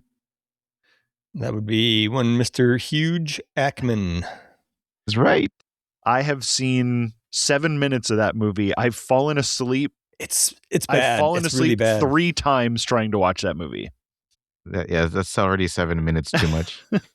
It's not worth trying to get through. Sorry, Hugh Jackman. What acclaimed special effects master provided the gore in The Prowler 1981?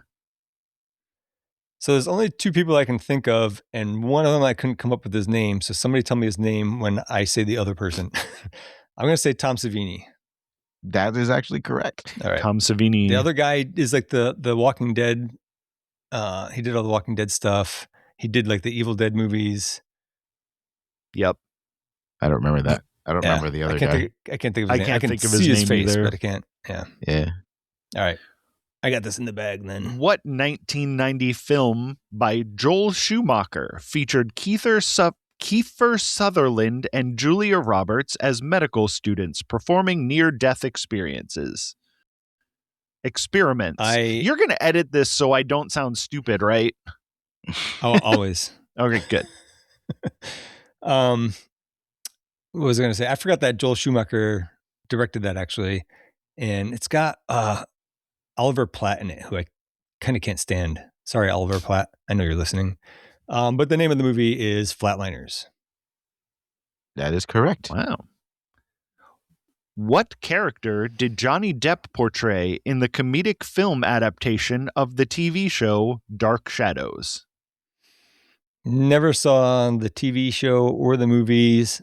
I will say Johnny Dark. I have no idea. Wrong. It Barnabas. is Barnabas Collins. Barnabas Collins. All right. You should watch. I was going to say you should watch Dark Shadows, but The show or the movie? the show. But it's a soap opera, so there's a lot of it, and it's a slow burn. So, but it is really good. Well, I got nothing but time. Okay. I don't know if you're aware Then of that. watch Dark Shadows. Actually, start with season 3 because that's when Barnabas comes in. All right. What is the name of the wax museum Paris Hilton's character visits in the 2005 remake of House of Wax? I kind of enjoyed that. I have no idea. It's not House of Wax? Like, that would No. be my- this is I not a mean, the trick last question. 3 words of it are.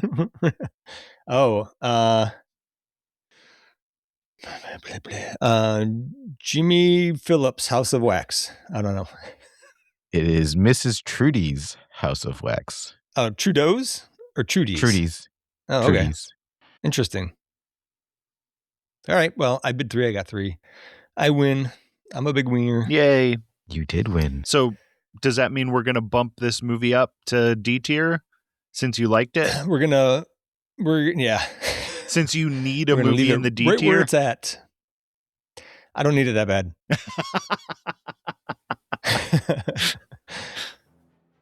That's it for The Predator. Next up will be Prey from August 15th, 2022. Yes. Colby, where can the fine people find you? And the not fine people. If they enjoy comedy fiction, they can listen to Jack Billings Presents. It's a comedy fiction show. Or if they enjoy banter between two maniacs or the show JoJo's Bizarre Adventure, they can listen to This Bizarre Adventure, where two maniacs talk about JoJo's Bizarre Adventure sometimes. I do enjoy two maniacs bantering. You can find me sometimes, most of the time, on Retro Game Club. I'm sitting out the next one, so maybe listen to that one. It'll be a good episode. I swear one day Robbie Sherman is going to have those Clayface episodes out of his show. So if he has them out before I do the show notes for this one, I'll put a link in.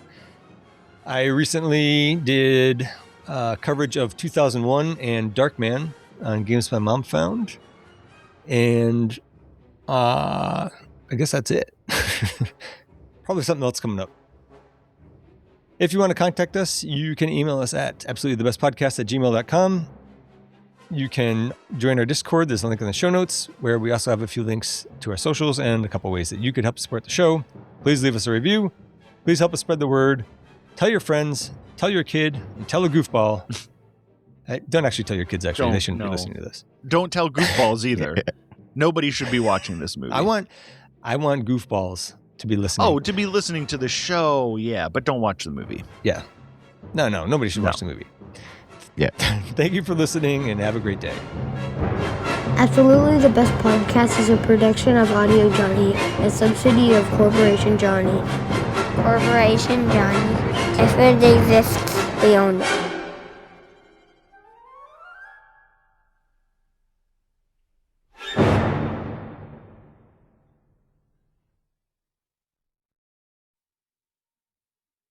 All right, let's spoiler. Let's spoil Predator Killers. Predator Killer of Killers, Part 4 for Colby, because he didn't do his homework. I mean, I already spoiled it when I said it's nowhere near as good as the Japanese chapter. Yes, can confirm. So there's just the 3 Predator Killers from the previous part. I think the Viking woman's kind of racist, telling the what's the Mexican guy that he was born from an anus. I was like, is it because he's brown? Like, that seems pretty racist. I don't know. But I guess also not surprising. I'm sure Vikings were racist. And then it's basically Predator Gladiator. So the 3 of them are in this big arena. And they're supposed to fight to the death between the 3 of them. And the winner's going to gets to fight the big, huge Predator that's in charge. They have the little neck bomb things around their neck. So they have to do it, or otherwise he's going to blow them up. The big Predator demonstrates by doing that to a little Predator. Let's see, they get some weapon crates. I thought it was actually kind of funny when the weapon crates show up, and like the Viking lady gets some axe, and the ninja guy gets a sword.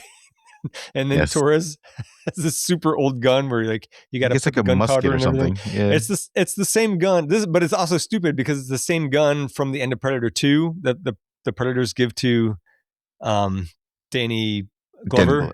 Yeah. And it's, I don't know, it's some old explorer, his name. But I thought the whole point was to make it from their time period too. So that's it does make sense actually, because at the very end, never mind. They do fix that little issue, but it is funny that some super old gun. Let's see. Torres says that, if they can get up to if they can get to the ship, he can fly him out of there because he shot one down before. I was like, I don't know about that logic, buddy, but okay. And then Torres and the ninja guy, they want to cooperate, but the Viking is basically all about winning. So they kind of got to, and nobody can communicate, right? So it's a lot of hand signaling and whatnot.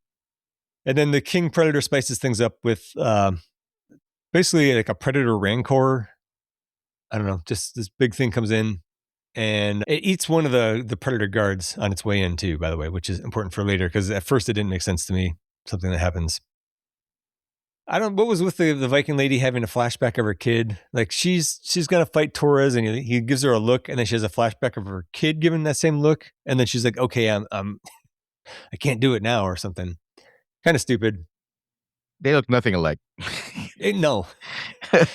Which is why those flashback scenes were confusing to me. Right. Torres conveniently gets swallowed whole by the giant Predator Rancor.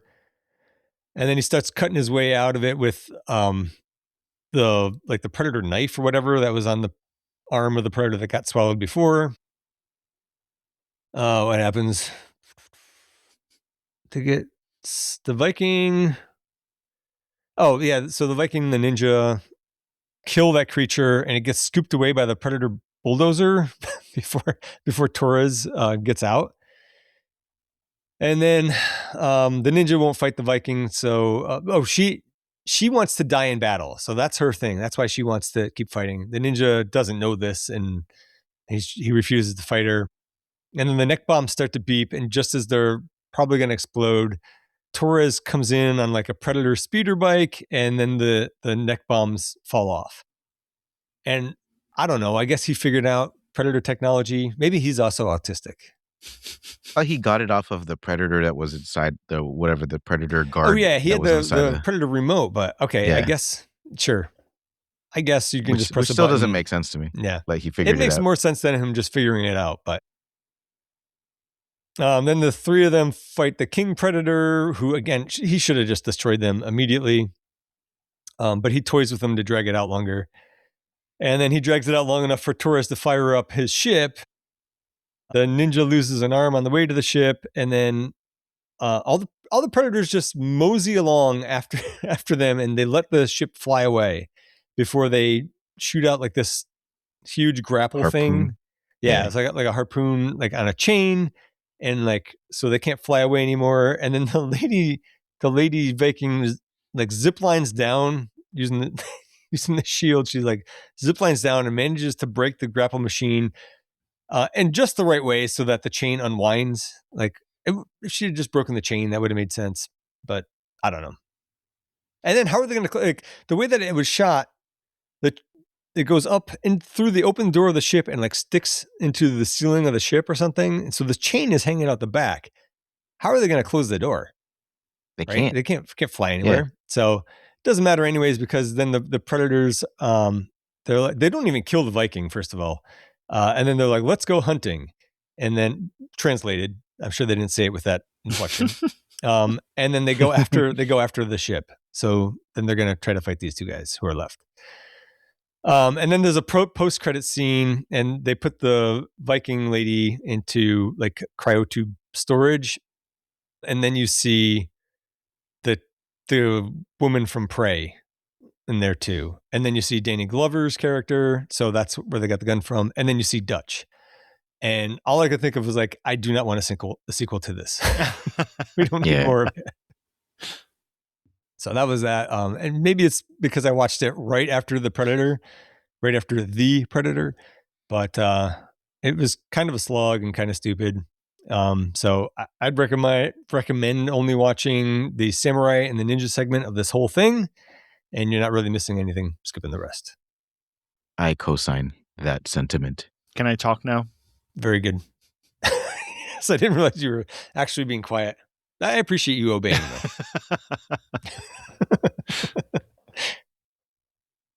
It sounds dumb. It does sound dumb. It's sad too, right? I mean, it's sad to me because I was when the Japanese part kicked in, I was like, oh. Maybe it is going somewhere. They needed to switch the order so that the samurai part was third and then do a big rewrite on the fourth part so that it wasn't, I don't know if you'd be able to top that samurai part at all. but they could have come closer. So I guess I would say Samurai Part the best. Then maybe the Viking, then the World War II thing, then the finale. Yeah, I think that's right. For me. Anyways, so we're out of like other things to discuss. And to be honest, I don't really feel like trying to find something else. We can do the games. I was just playing. I haven't played them. I was just playing the Alien 3 game on NES the other day. Really bad. Oh, Really? we could play. I've played that. All right. So we can just bullshit something at the end about something alien related. That works. I'm not going to do research. No. Additional research anyway. Okay. So real quick with the next recordings, we just have 3 left in this series. So we have Prey, Alien Romulus, and Predator Badlands. George, I know you've been alternating leading the discussion. So you would then be leading Prey. I don't need you to also do Badlands unless you want to, but I can do 2 out of the 3 is what I'm saying. So if you have one that you would rather do instead of Prey, I don't know why you wouldn't. That's a great movie, but it's up to you. I'm done with Prey. Okay, cool. And I'll let you know how I feel. Well, I mean, let me know when you finish watching Prey, and then how you feel about whether or not you want to do the extra research for it. Oh, no. What I meant was I didn't want to do extra research on stuff for after, like I don't want to. If there was an Alien Earth season 2 right now, I was like, I don't want to do that just to keep having more after show content. Oh yeah. So like Colby was saying, like the games, I'm like, okay, but I'm not going to play a game right now to do it because I'm not going to get it done in time. It will not happen. That's all I meant. I will do. If there's a commentary for Prey, I'm watching it. If there's 5 commentaries for Prey, I'm watching them all. I will get into that. So anyways, so Prey, we have to do, I don't remember why, but we have to do it on Saturday instead of Sunday. That's May the 23rd, but at the usual times. I think we talked about that and that works for everybody. Alien Romulus can be on a Sunday at the regular time. That's June 7th. And then the next recording time would be Sunday the 21st for Predator Badlands. That's Father's Day. And I don't know if you guys want to record on Father's Day or not. I'm not going to get in trouble for doing it. Yeah, I'm not either. Okay. Yeah, I think I'll be fine. All right. So we'll just record on Father's Day for Predator Badlands. It'd be a good way to finish out the series. Okay. That's it then. Okay. And wow, we're only at 2 hours. That's incredible. I think that's how you know we really hated this movie. Yeah. It's like, let's just skip ahead. We could have, but then we wouldn't have got to talk the shit. Yeah. I guess what I mean is like we just kept skipping. I definitely skipped over chunks of my notes. I was like, okay, maybe they would have laughed at that. But we could just move on. Let's just get through your this. notes, or it wasn't critical. My because notes. I was definitely not laughing at at anything in this movie. I thought you were going to like give me a sick thumbs burn. up. The Be thumbs like, up. No, laugh at anything you no, said. the 2 things that I said. But other than that, man, this thing Right. was a. No, I write my notes to try to get a rise out of you guys. So Ugh. okay, I knew that the Ripley thing was gonna get you guys. Well, I had done research trying to find more on that, so it was not a surprise. But yeah, it is terrible. Oh my god. All right. Well, have a nice rest of your morning, Colby. Have some nice breakfast. Yeah, I think it's just about George. time. I'm gonna have my second cup of coffee, and maybe I won't have to take a nap before I do games my mom found at 11 tonight. All right. George, tell the girls I said do their best at their Taekwondo thingy. I will. All right. See you guys later. All right, bye. Bye.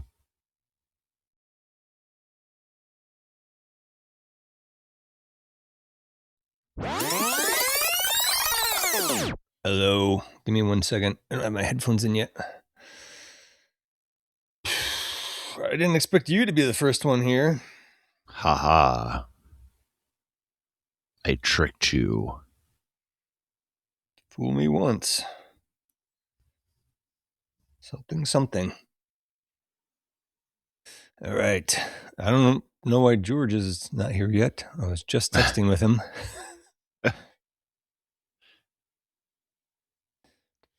Ew, Oblivion came out in 2006. Ugh. You have a sexy morning voice. Well, don't get used to it because it doesn't last very long. It lasts about 77 words, and then All right, it shut up. goes back. And then it goes back to Kermit. Can you see what this... Mrs. Always Right? Yeah. Nice. I don't like novelty mugs. I like mugs that are genuine in saying something very stupid. Like this. Nice. That I'm the best dad ever. Yeah. Bet you wish you were the best dad ever. Sorry, I do, it's not. but yeah, I guess you have the award telling you that you are the best dad ever, in fact. You can't just pick that up anywhere. It was a very involved process. What were you saying about Oblivion? Oh, I'm on the year in review 2006 episode tonight, and I'm just looking through the games to see what I want to talk about, and fucking Oblivion is on there, and I fucking hate Oblivion. Oh, the game. I was thinking the movie. But why? Oh, okay. Yeah. No, the game. The Bethesda role-playing game. I was out at role-playing. I like role-playing games, but Oblivion is a miserable experience.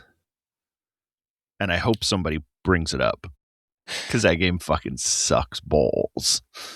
Is it the Predator of role-playing games? Is it the Predator? It's not the quite. Predator, yes. It's not quite the Predator of role-playing games. It's not that bad. I had 1.5 things that I enjoyed about this movie, and they both. It's about they right. were both very specific moments. It was like total. The amount of this movie that I enjoyed was about 4 seconds.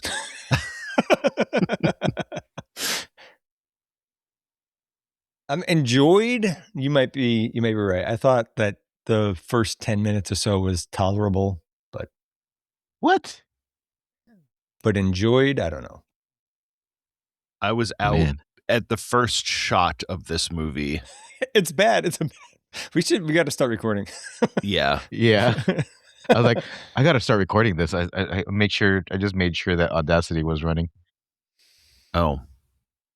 I got to make sure that Audacity is running. How many tabs today?